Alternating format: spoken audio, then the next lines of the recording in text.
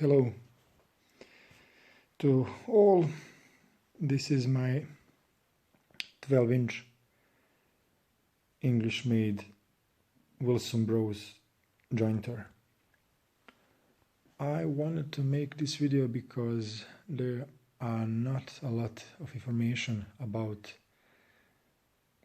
this machine or machine like this made by Wilson, and if I can help someone who is deciding about should they purchase it or not, it is enough for me. When I went out to see this machine, I did not know what to expect. I did know it was old, it was cast iron, and it will be a quality built machine, but as anything, if you don't maintain it, it can be destroyed. This machine was interesting to me because of the fence mechanism, and I saw the same type of the fence with the Wadkin machines, this rack and pinion type of deal, and this fence is massive.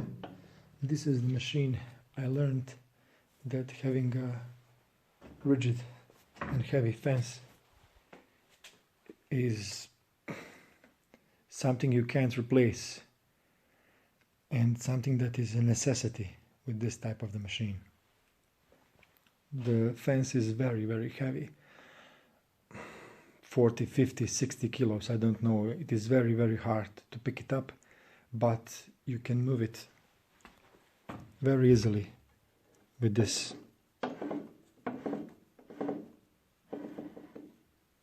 It's so convenient and so easy. I love it. And the tilting of the fence is also done by this handle here. You unlock it, do the angle, lock it, same as this, lock it, and that's it. You can slam heavy wood here and nothing will happen. It will not move, it will not budge, it will do nothing. It will remain at 90 degrees or at the angle you set it up to. That was the first thing I loved with this machine. The second thing, when I started to pay attention, is the cutter head. It is massive. It is, I don't know what the diameter it is exactly. I think it's 5-inch head, but it is twice the size of the previous jointer I had. Another thing with the head is that the knives are skewed, are angled from here to here. They are not parallel with the tables, but when they hit the wood, it's like shearing the wood rather than slamming it with the whole width at the same time. I don't know if you can see it maybe, but see how this is closer than here. And that feature I did not know about before I went to see this machine. And I don't know why all the manufacturers are not producing machines like this. Maybe because it's cheaper. And the bearings here are high precision self-aligning bearings. And when I bought the machine, I did not have the time to let the machine run for extended period of time. So when I came home, I let it run for 15-20 minutes. You know, I was playing with it and I noticed that the bearings, the housing of the bearings became very hot. And that was a big bummer for me, because finding the bearings for these machines is very hard and it is very expensive. So I disassembled it, and I need to give a thanks here to Jack English Machines for giving me a few instructions about this, about the bearings and about to hold the machine. Here is, I can say he is an expert on this type of English machines. And when I disassembled the head, took out the bearings, all the old grease, I think it was the grease from the factory, was so hard and stiff. The bearings had tough time moving through the grease. I cleaned it up, I removed all grease, I put grease made by SKF for high precision and high RPM bearings, and after that you can leave it running for 24 hours and it will be, at the worst case, it will be like ambient temperature or something like that. They run very cold, and this machine really has one of the best bearings I have ever seen.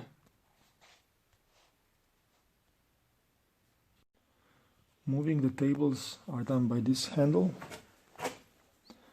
and as you can see there are two knobs here and here, and those are connected to the main table. And what is specific about it is you can move in-feed and out-feed table in or out, same like a hand plane mount, and you can adjust it for specific type of the wood and specific type of the cut you need. I think you can, on some of the heads, I don't think you can do it on mine, but on some of the type of the heads you can put the molding, straight molding knives with the shape, and you can move the fence, you can move the tables out and use it like a molding machine.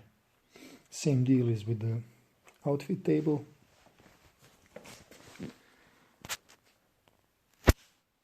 Up and down, front to back. Good thing is to have this tightened. This is the tag.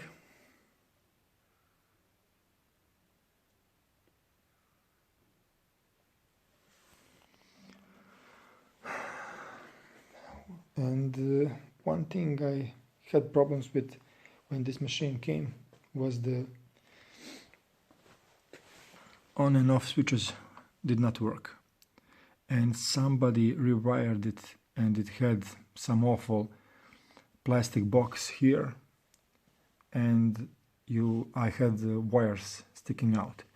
And what I did, I disassembled it whole, I cleaned it up, and I took it to a person nearby that is specialist in this kind of electronics, and they made it work, and now this machine runs on and off like a charm.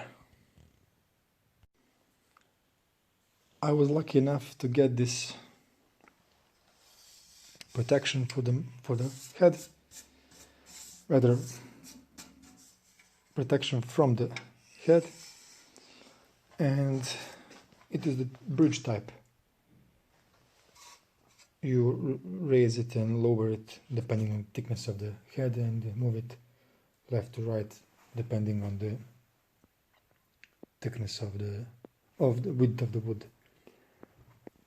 I have to admit I am not used to working with it, but after giving it some thought, I think I'm going to remove this part and make it from a thicker material, brass or something nice, and use it. I don't like this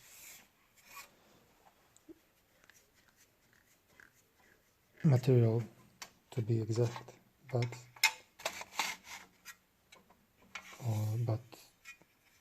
it is what it is. Another thing I like about this machine is its weight. It's cast iron base and it is very, very stable, and you can slam whatever size of and type of wood on it and it will not move, it will not budge, it will just destroy it. I mean, this is wood eating machine, and in that regard I mostly work with white oak, and this is the finish from one of those boards I did earlier, and it is joy to work with this. But as every machine has its plus sides, few downsides are with this. The first off is the dust collection or lack of it. Machines that were made 50, 60, 70, 80 years ago did not have a good extraction system, so neither did this. It only has two openings from the back and the front, and what I did is I had this thin copper and I made some kind of the extraction, I don't know what you can call it, but dust, I don't know what I call it, but I made this and I only stick this hose in it and it will collect most of the shavings, but it will not collect all because there are the gaps here and from the other side, so a lot of shavings come out of that. And because this head is spinning at, I don't know, 5,000 RPMs a minute, and it moves a lot of air, so it moves a lot of chips. And another drawback of this type of deal is sound. These machines are not silent, they are very, very loud, and I am going to start up this machine so you can see it and hear it running. But because of the switches and because of the fuses, I need to turn off the light that I'm using right now so I can run the machine. So it will be a bit darker.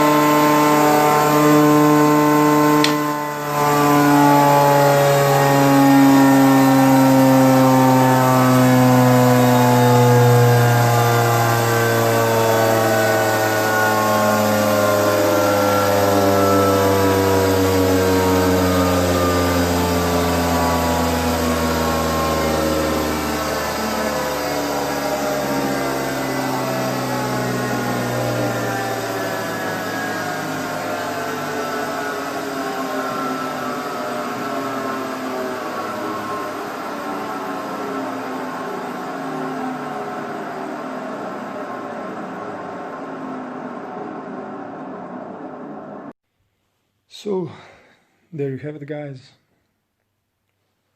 This is my machine, and as the time goes I like it more and more, and there are few things I'm going to do with it in the future, and one of the possibilities is I'm going to